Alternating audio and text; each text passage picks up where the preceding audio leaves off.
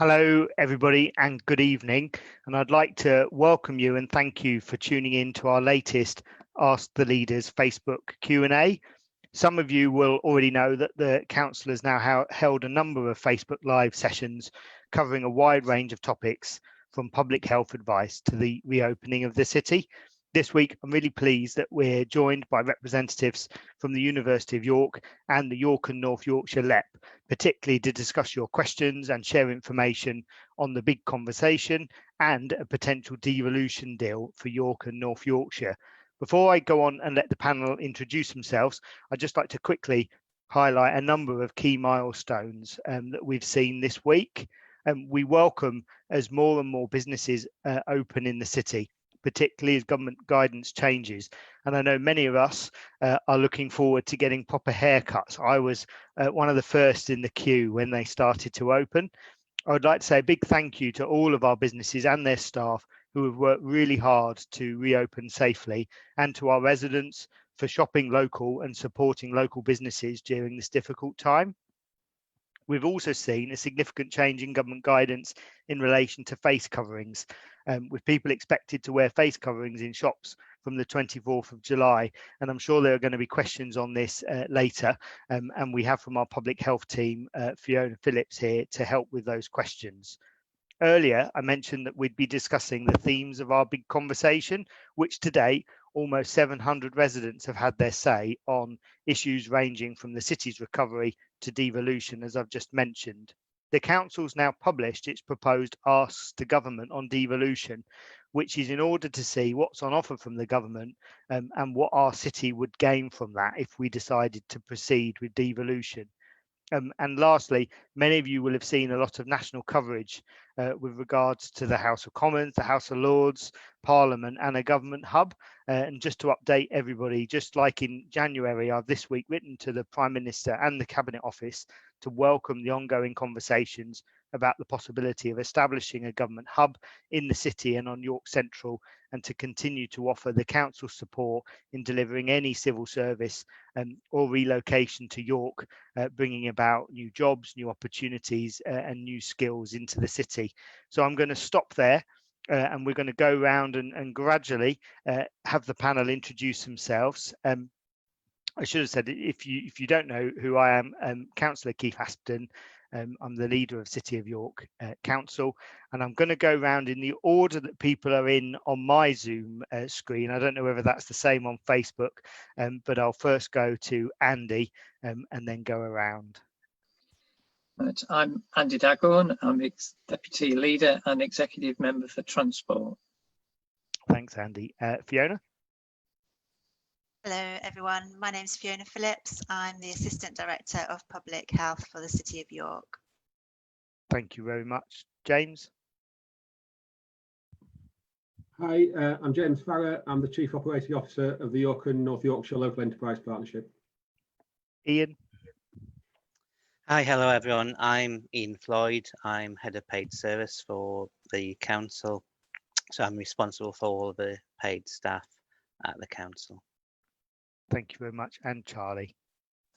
Good evening. My name's Charlie Jeffery. I'm the Vice Chancellor of the University of York.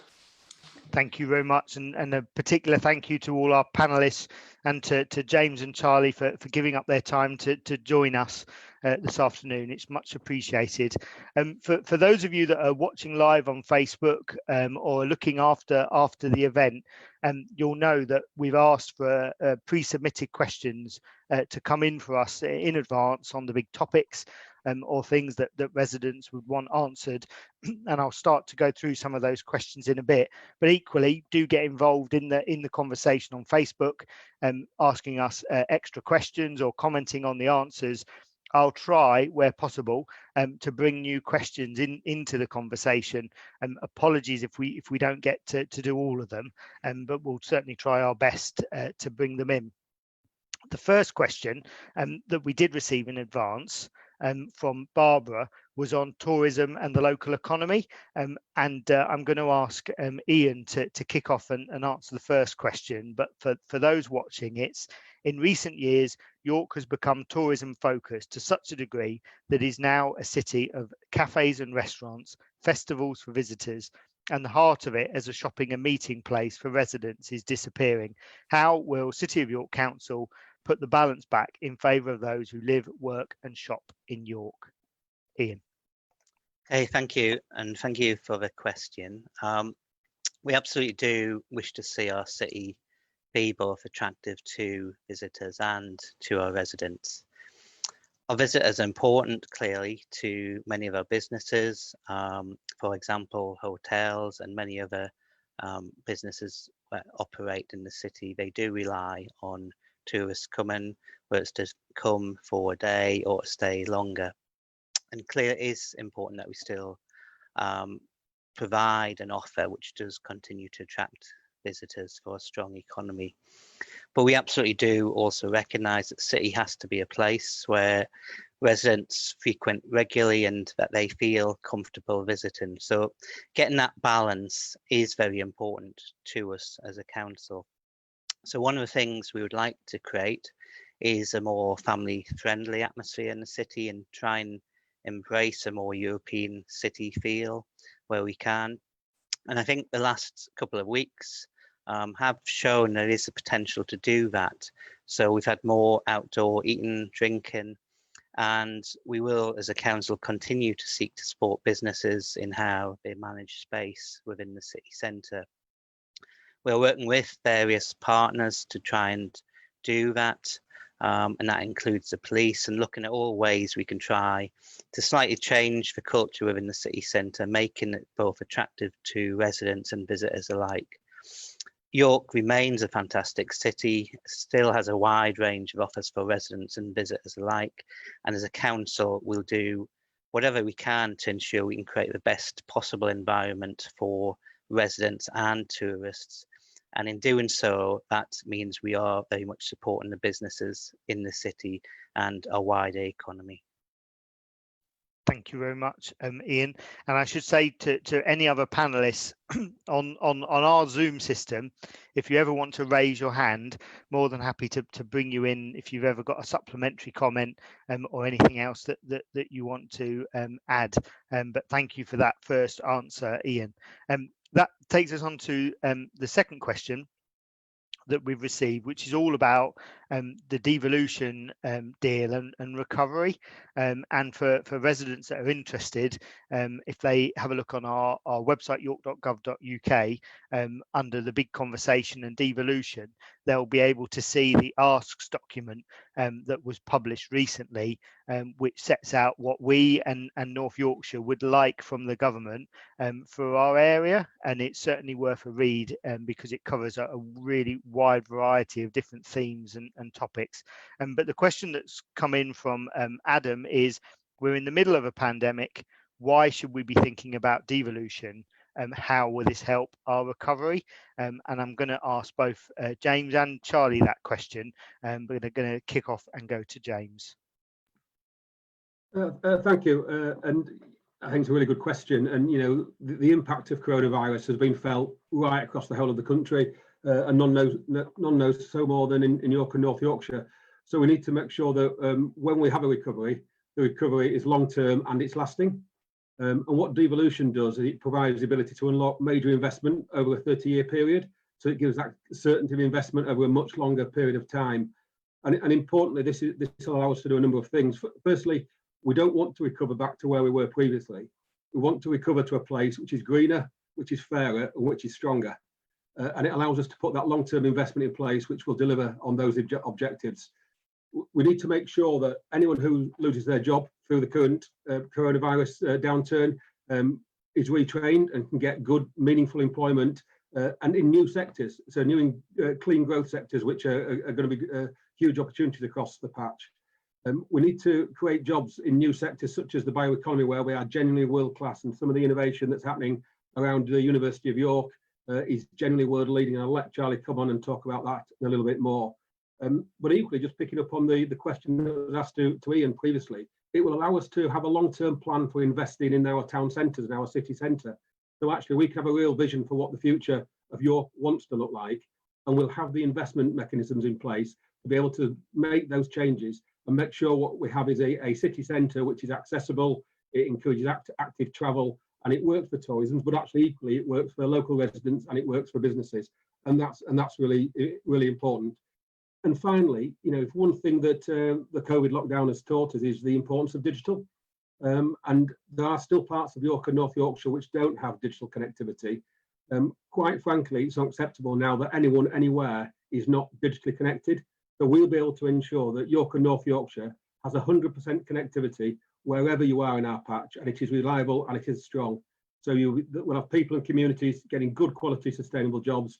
They'll be well connected, and we'll have town centres which are vibrant and successful, and we'll be developing new industries which are clean and strong and sustainable for the future.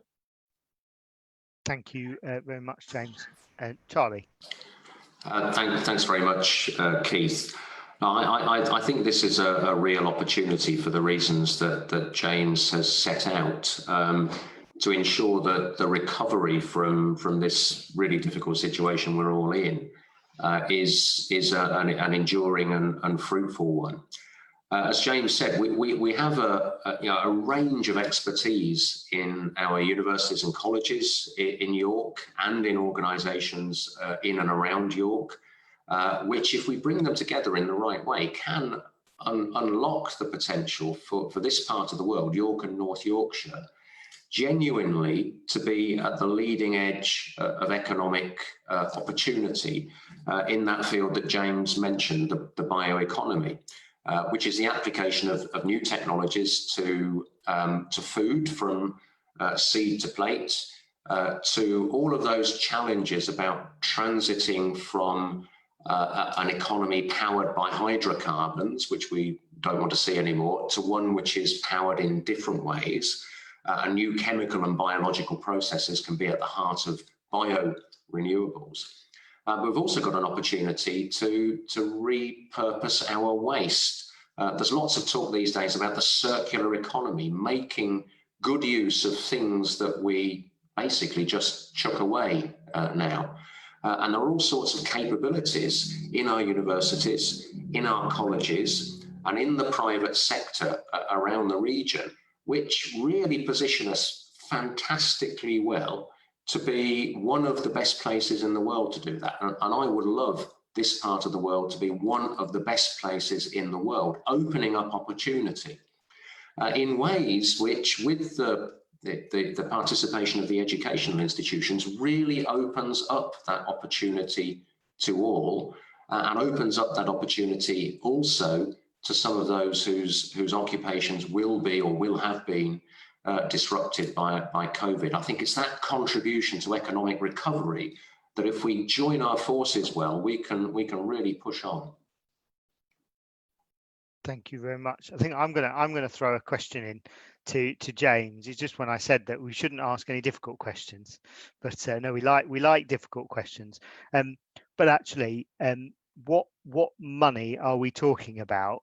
Extra money.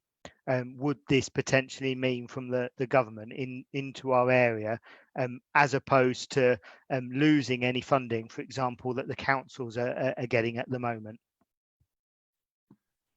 Yes, I think there's two parts to that question. So if you look at the new money, as it were, our ask is for 2.4 billion, which is across a range of things. So it's across transport, it's across our town centres, it's across digital, it's across skills. It's to really make sure we're carbon neutral or also low carbon, and also to invest in the natural capital so we can address some of the flood issues in and around York. So there's 2.4 billion new money that we're asking for as part of the deal.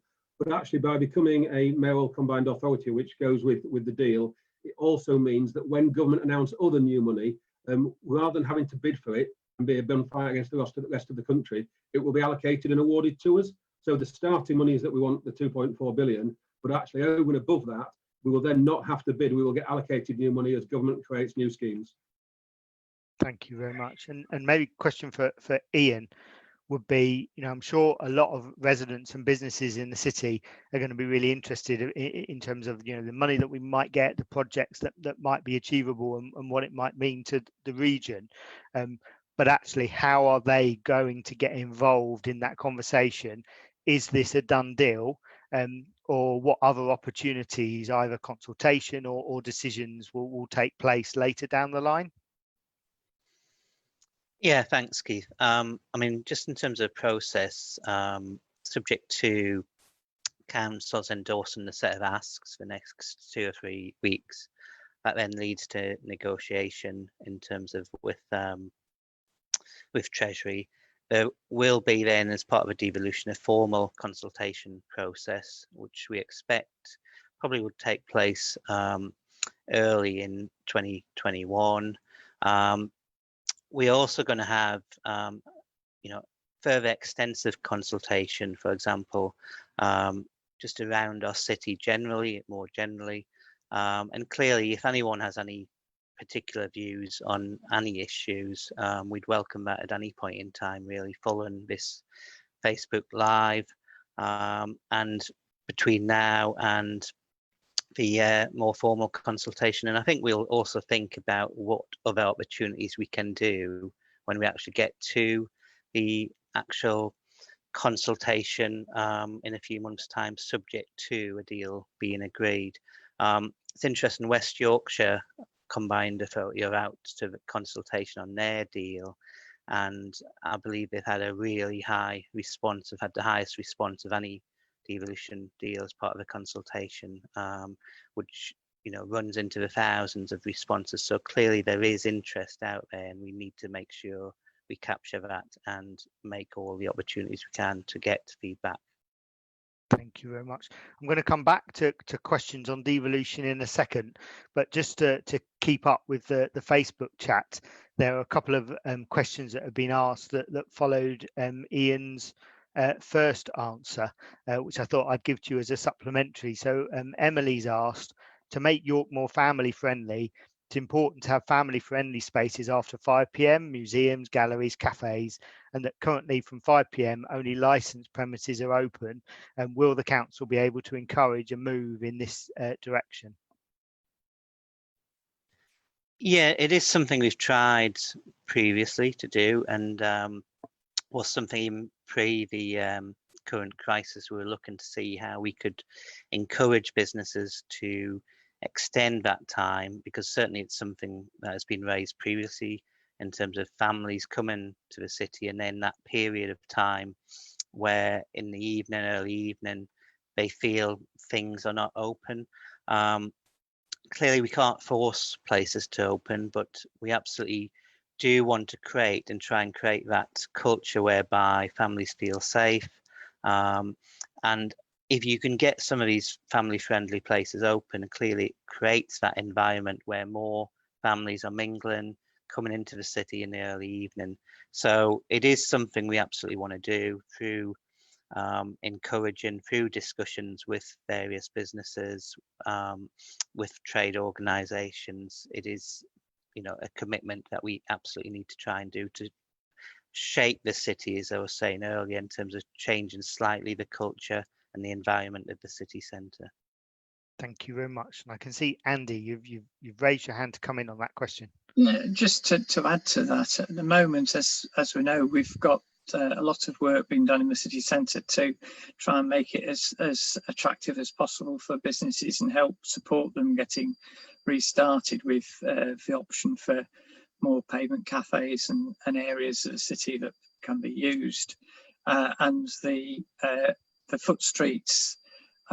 We've on a trial basis, we're extending the hours up until 8 o'clock. Now that potentially gives more opportunity for that early evening economy to be something that the businesses can take advantage of. And I'm aware that there's a lot has happened in terms of changing lifestyles and so on. More people working from home, using Zoom, for instance, like this for their normal working day. And maybe if they have the opportunity then to bring the family in for the last couple of hours in the evening, particularly over the summer period, that's the sort of thing we want to encourage. And it gives the businesses more chance, particularly with the social distancing. They need to spread their custom out as much as possible so that they're getting a steady income over the whole period of time, rather than it being focused on one particular time when there's a challenge of social distancing. So we're doing everything we can to try and facilitate that, but also learn from the experience as we do that and adapt things to the needs of businesses and the residents going forward. Thank you very much. There's been a couple of questions on Facebook about travel, road and access issues. So I'll bring them back in later in the conversation. I won't forget the questions that have been asked. But I'm going to go back to devolution now. And sorry everybody for jumping about, as I'm sure we will in the next hour. But a question was asked in advance by Tina on devolution, which was that she sees that devolution could bring more investment, but that she's interested to hear from the Vice-Chancellor what it would actually mean, particularly in addressing the climate emergency. So I'll go to Charlie on that one. Thanks very much, Keith and Tina, I think it was.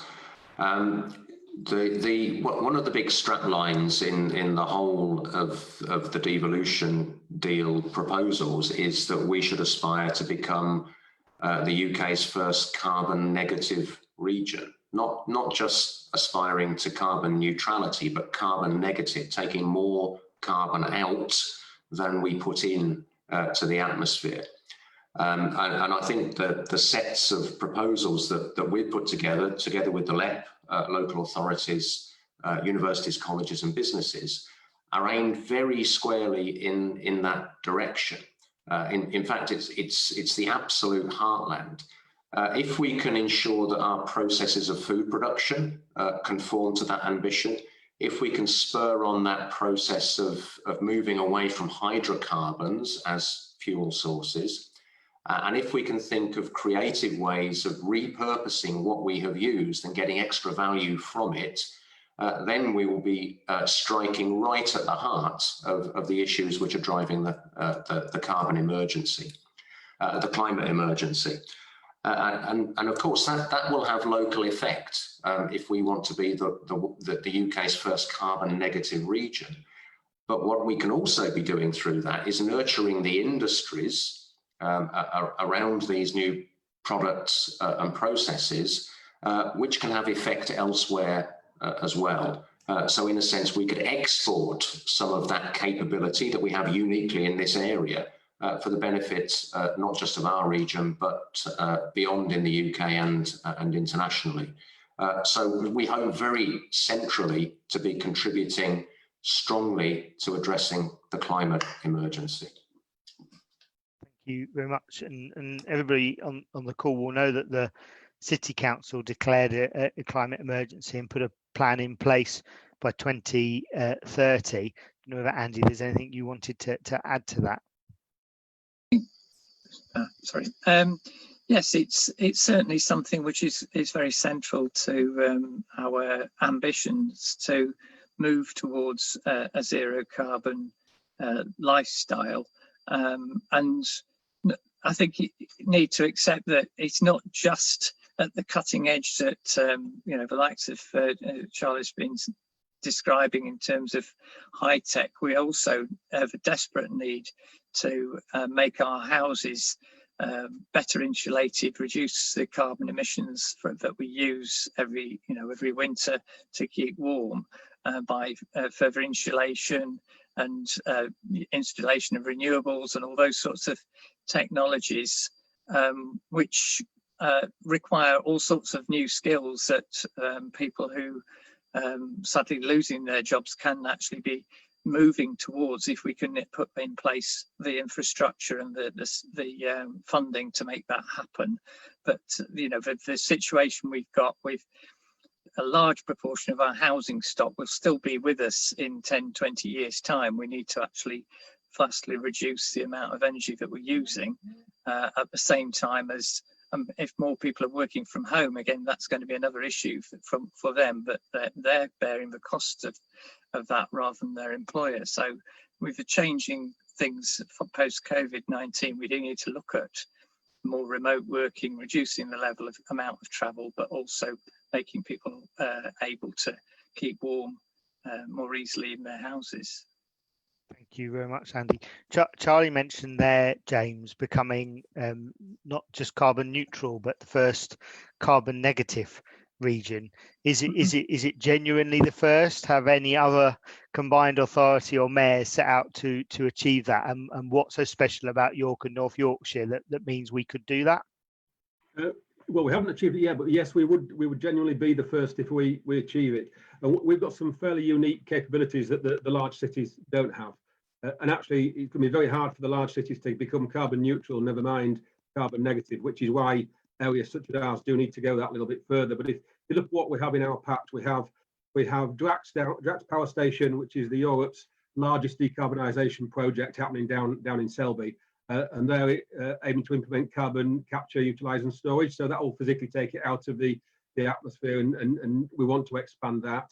We've got the innovation assets that Charlie referenced in and around York. And actually then what we have is a large 2 national parks and the Yorkshire coast who can have natural carbon sequestration, where we actually use those natural assets to soak up carbon and reduce it even further. So by virtue that we've got the innovation, we've got the industrial techniques, we've also got the natural assets. We've got all 3 pillars, which put us in a fairly unique position that your large cities simply can't match. And so, yes, there's a real opportunity to become England's first place to achieve that. Thank you very much for the answers on those questions. Going to move on now to, we received quite a few questions in advance on public health issues, and particularly, as I mentioned at the start of the call, on face coverings and the new government announcement. So I'm going to bring Fiona in, but one of the questions that we received in advance from Kevin was, I've seen a lot in the media about face coverings, particularly when to wear them and why we should wear them. Can someone actually explain why we should wear face coverings in shops and public spaces? Fiona. Thank you, and thanks for the question. So so basically the coronavirus is spread through, one way is through coughs and sneezes. So if we cough or sneeze, we're emitting saliva from our mouth or nose, which can carry the virus. Initially, we thought that most of that spread occurred through droplets, which would fall quite quickly onto surfaces, hence all of the measures around thorough cleaning and washing hands regularly, which is obviously still important. But I think as we move through the pandemic, we're learning more and more about the virus. So there is now more evidence that suggests that the virus can also transmit through aerosols, which are much sort of smaller particles which hang around in the air for longer. So really the idea of wearing a face covering is that we just stop that transmission at source. So people might say, well, if I follow the advice and I stay at home, if I've got symptoms of coronavirus, then I'm not going to be out and about if I'm positive. So, why is it necessary? But one of the other things that we're learning as well is some of the studies from elsewhere around the world, when they looked at people who tested positive for coronavirus, anywhere between 31 and 88% of those people didn't have any symptoms or were pre-symptomatic. So as we sort of learn that, it does sort of give more weight to that evidence of actually we might think we're doing the right thing and staying at home if we have coronavirus, but actually we may not know. So actually stopping that transmission at source is really important. I think one of the important things to say about face coverings as well is it doesn't have to be anything fancy, and you don't have to go out and buy anything. There's lots of instructions on various websites about how you can make your own. But if you're not a particularly sort of handy person, there are ones you can buy, or it can just be a scarf or a bandana, just covering the nose and mouth. Just going back to what we were talking about a climate emergency, we certainly don't want to encourage the use of lots of disposable masks for people to wear. So really just anything that stops that emission out of the mouth, and there's more evidence as well emerging about it's not just through coughs and sneezes, but sort of activities like singing or shouting can also lead to transmission. So it's one of those things that we can all do. It's a very simple thing that we can all do to help to protect other people and reduce the spread. Having said that, it's probably worth saying there will be some people who will struggle to wear a face covering. So people who have certain respiratory conditions, for example, COPD, other people who, you know, maybe are claustrophobic or suffer from panic attacks may find it really difficult to wear a face covering for periods of time. So it's really important to say that it's wearing a face covering if you can. If people have a condition where they struggle, you don't need a letter that exempts you. So you don't need to contact your doctor to ask for something to say that you don't need to wear a face covering. So it's about people taking that sort of pragmatic approach, and if they can wear it, then they should. So, you know, for example, if you are from next week, the guidance changes to say you have to wear them if you're in a shop. So if, for example, you're going into a shop and somebody asks you, you know, could you wear a face covering? I think, you know, it's about people being able to and feel comfortable enough to say, actually, I'm unable to wear one, and that's fine. You won't be asked for any proof around that. There's some interesting sort of mathematical modelling that shows that if 60% of the population wore a face covering that was 60% effective, that measure alone would bring the R value that we've talked about in the past so much about the transmission. That alone would be enough to bring that R value below 1. So it's just about, if we can, all doing what we can to reduce transmission in the population. Thank you very much, Fiona. Slightly side question, and I will come back to the issue of outbreak control and data later in the call, but a question's come in on Facebook from Mike, which is, when will dental services become more available? And I remember that was a question on our first Facebook Live when we had Dr. Andrew Lee from the CCG here. So it's been one of those topics that I know residents have asked about. Is there anything you can add to that? Well, it's funny actually that you should ask today. I went to the dentist myself today at lunchtime. So I think the first thing to say is that if anybody's experiencing dental pain or a sort of emerging new acute dental issue, they should contact NHS 111, and that's been throughout the whole pandemic. So there's always been that access to an emergency dental appointment. But dentists are starting to open now. They initially were working through sort of a bit of a backlog of some of the emergency issues that they were still trying to deal with. But actually, I rang my dentist and just made an inquiry as to, you know, I sort of explained I didn't have an emergency. I didn't see myself as a priority, but when did they think they might be able to get some routine appointments up? And actually, they were able to say to me, actually, we've got availability now and we can get you booked in. So I didn't even have to wait a week for that appointment. So I think if you are concerned and you want to see a dentist, or you just want that kind of routine preventative appointment now with your dentist, I would certainly give them a ring and just see. It might be different across different dentists, but definitely contact them and see what arrangements they've got in place. But certainly if it's an emergency, don't wait. Thank you very much for that. So as I say, I'll come back to some public health questions a bit later. Quite a lot of the comments on Facebook and some of the earlier ones from Neil and Gary were asking questions about transport and traffic schemes. So reference was made to when will Bishopthorpe Road be opening again? There's no need now to have the pavement widening as the national guidelines are changing.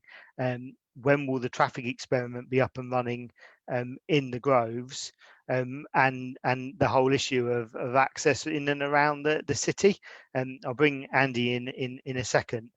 To me, it's very much about getting the balance right. We want to be able to support businesses over coming weeks and months, which is why we've offered incentivized and free parking. So for 2 hours in July using the Ringo app, for 1 hour in August, and we'll continue to keep that under review to see how we can support businesses and obviously how people are getting into the city centre to support those areas. Equally, early on, it was about making sure that there was space for social distancing nearby shops and pinch points in and around the city centre, and that balance of people driving, supporting businesses, and encouraging walking and cycling where possible. And that is a really tricky balance to get right on that journey. Some of the schemes that have been put in place are temporary, and they are being consulted on. Some will be removed and just won't work. And other improvements, for example, a little bit more pedestrianisation in the city centre and other schemes that have been put forward will stay and help people make that shift to walking and cycling. Certainly, I'm very committed to take any feedback from residents on those schemes, change, adapt them, introduce other ones, or as I say, take them out if they haven't met that purpose. But I'll go to Andy in case he's got any more specific comments to add. Yes, thank you for that. And as you say, it is very much a balance. But I think one of the things we've learned from the lockdown was just what a transformation happens when we actually reduce the amount of travel that people are making by car, and how people are able and really enjoyed the opportunity to have more active travel, walking and cycling as part of their daily exercise that the government encouraged everybody to do as part of the response to the pandemic. On the specific questions that were raised with Bishopthorpe Road, one of the concerns that came up during the course of fairly shortly after it was introduced was additional delays caused by the fact that there were roadworks on the diversion route, and unfortunately that we haven't finished those. So as I understand it, there's some more work to be done in August, which means that there will be some changes made. The officers are looking at the practicalities of that at the moment, but there will be changes made at least in August to that arrangement. But the question about whether or not social distancing is needed, I think Fiona would certainly endorse that we do still need to try and keep our distance as much as possible. Obviously, if everyone's wearing a face mask, then that's slightly less of a concern, but it's still an issue. And the businesses, small businesses, are struggling very much to maintain that, particularly those where there's only room for 1 or 2 people at a time in the shop, and we have queues outside, and we have road safety issues to consider. So, again, it's a balancing act on the Bishopthorpe Road. The question on the Groves is slightly different in that scheme was one which was actually planned and was going to take place prior to all of this happening. And it was quite close to being implemented. The original plan was to implement it from April, but the intention now is there was also delay in terms of not wanting to put it in place when there are other works nearby, like the traffic light replacement at the junction with Monk Bar. So that all happened and has now almost reached the point where there isn't other work in the immediate future in the surrounding area. So that will be going into place. It was agreed at a meeting a couple of weeks ago to move ahead with that 18-month trial to remove the through traffic for the residents in the Groves area. And that will be implemented probably in August now. Thank you very much, Andy. And on that topic, actually, I'll go to Fiona in a little bit to talk about social distancing.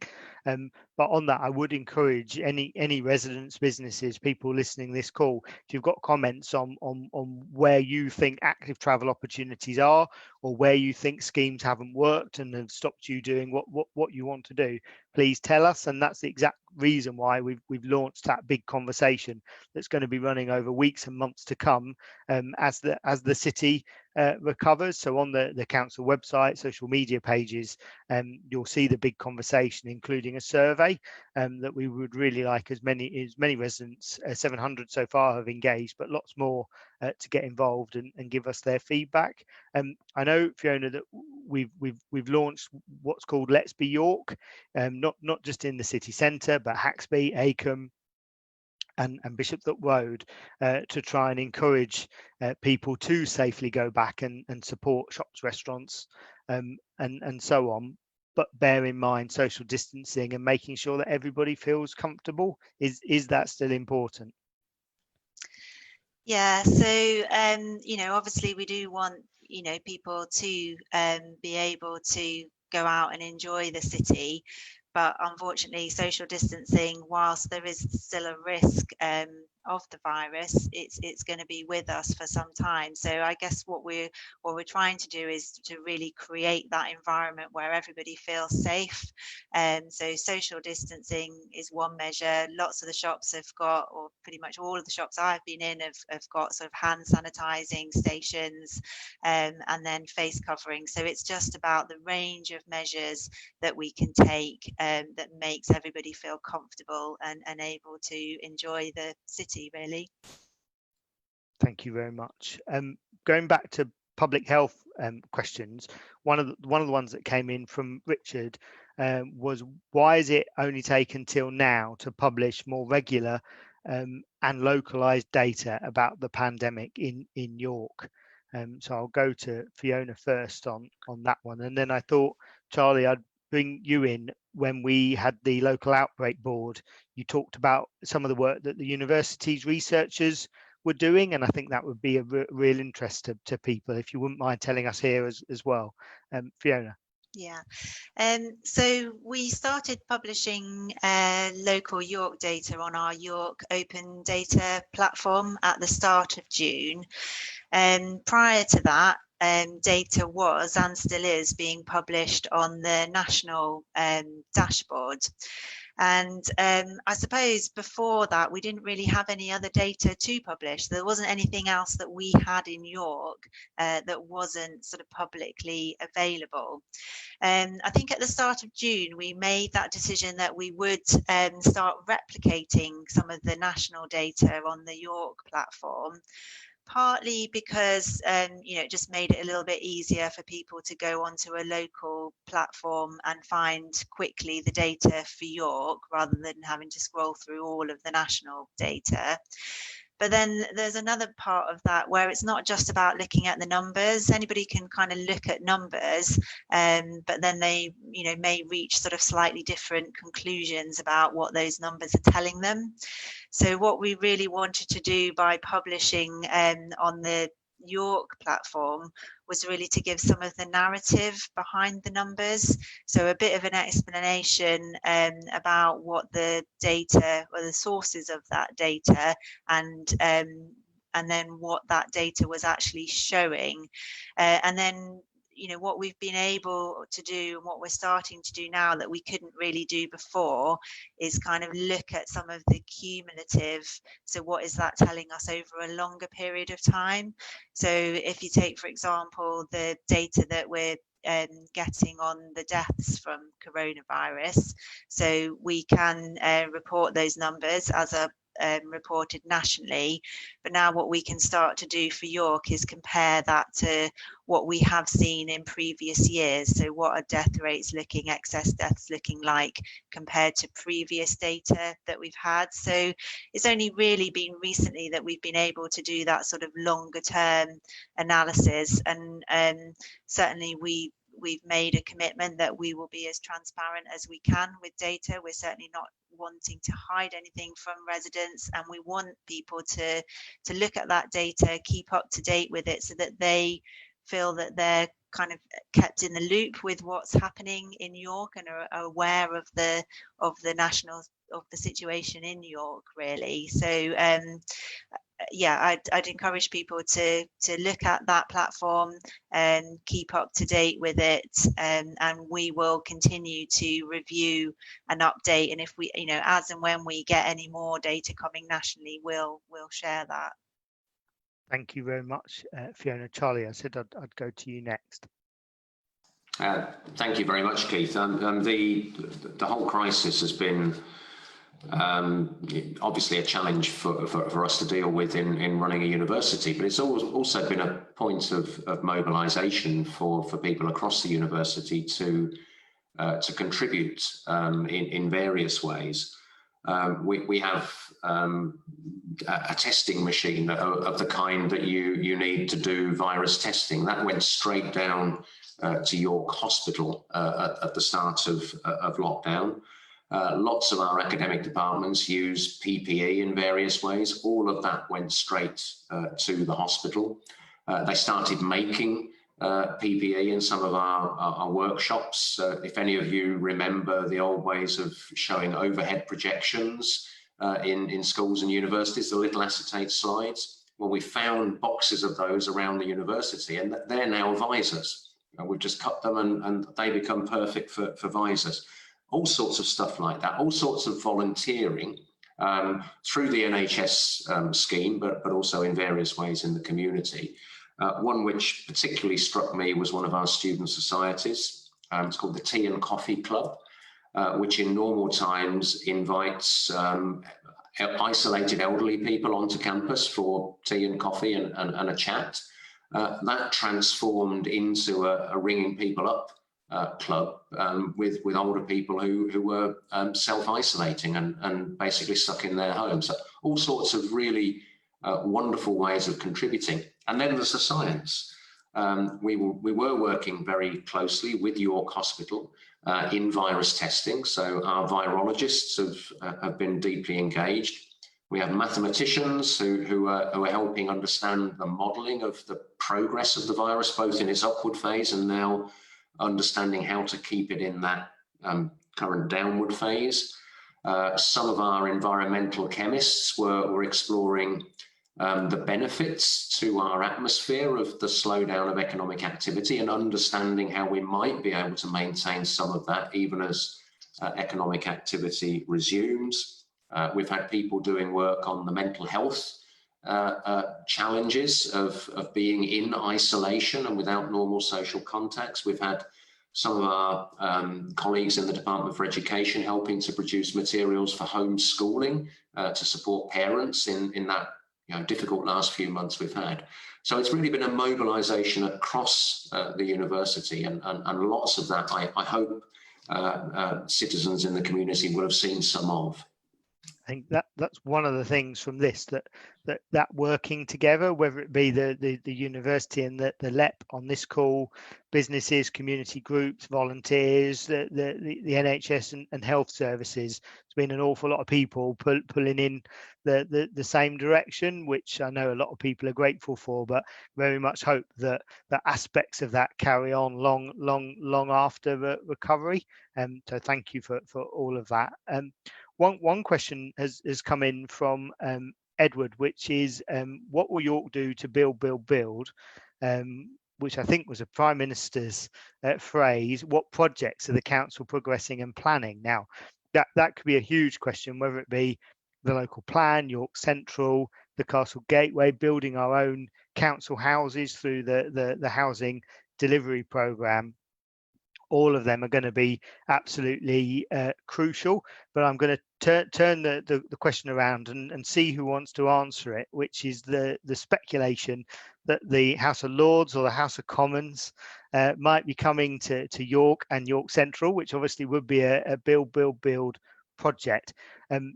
Whether it's actually a government hub, a government department, or the Houses of Parliament, I think it would be great for our city, and also is a real opportunity to sell what a good site York Central is next to the station. So I'm going to look at who's going to raise their hand first, for who would like to make a comment on whether and what a government hub or parliament would mean. So Ian and James were the quickest, so I'll go to Ian and then James.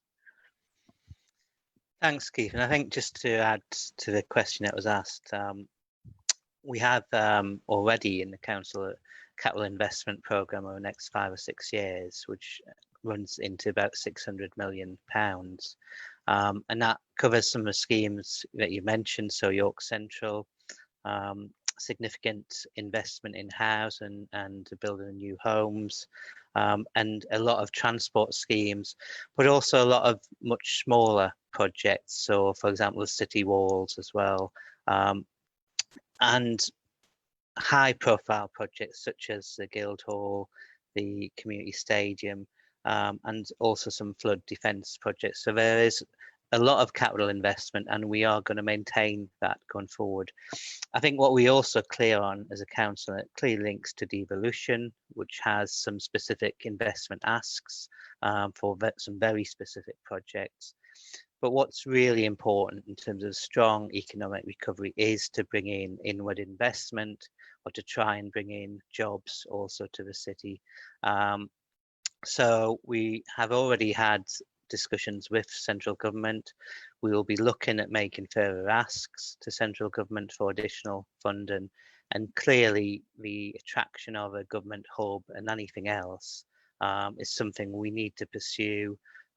York Central clearly remains a priority scheme for us, and just that drawn of further inward investment is critical to how we move forward.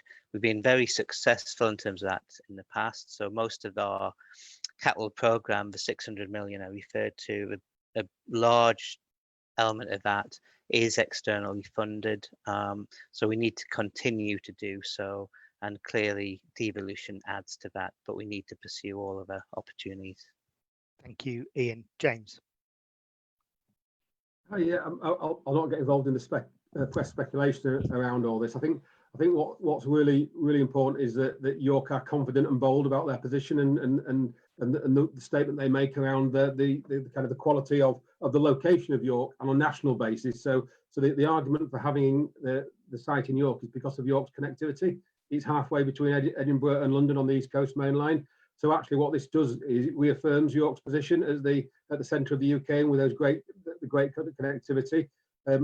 Really welcome that the kind of contact the council has made with the Prime Minister and the government to support that, and we're right behind you with regard to pushing hard.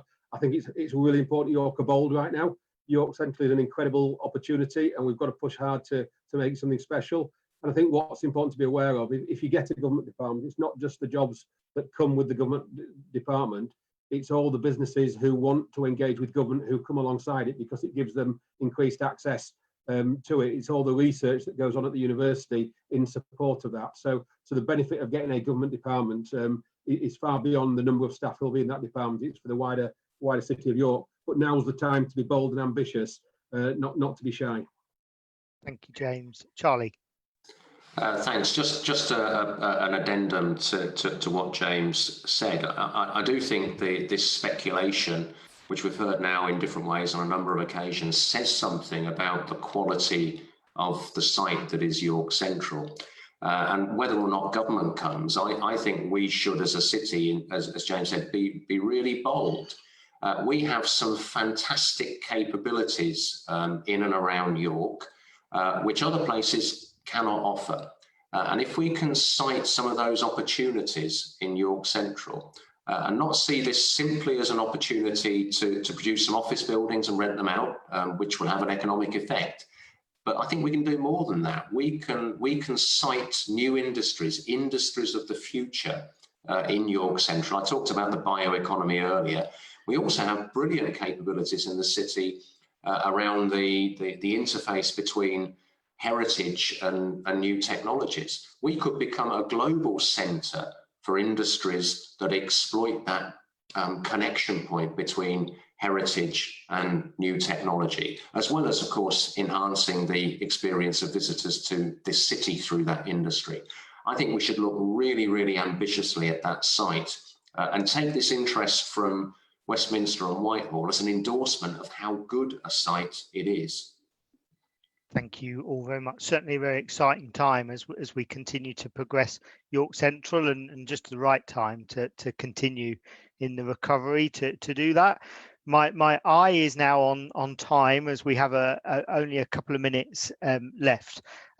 One thing I want to do is we talk quite a lot about the big conversation, devolution, and asking residents to engage with that.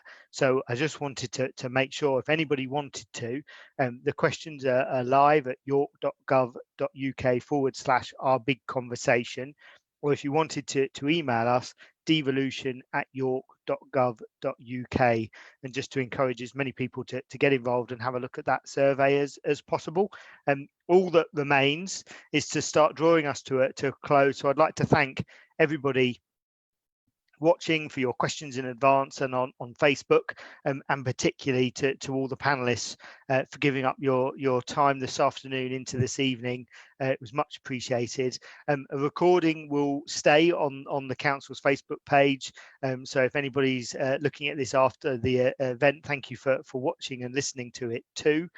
We are going to keep doing Facebook Lives, and we're certainly going to do another one next month to keep looking at those public health questions and the work of the local outbreak control plan, what we're doing in York to keep residents safe. Final thing is that an Our City newsletter is going to be hitting doorsteps very soon, and that's going to include the big conversation and the survey questions, which will go to every household in York. So have a read, and please do that either online or respond to that Our City questionnaire with any comments or questions that you have. So thank you all very much for joining us tonight. I hope you have a good evening, and I'll see you on one of the future Facebook Live calls. Thanks. Bye-bye.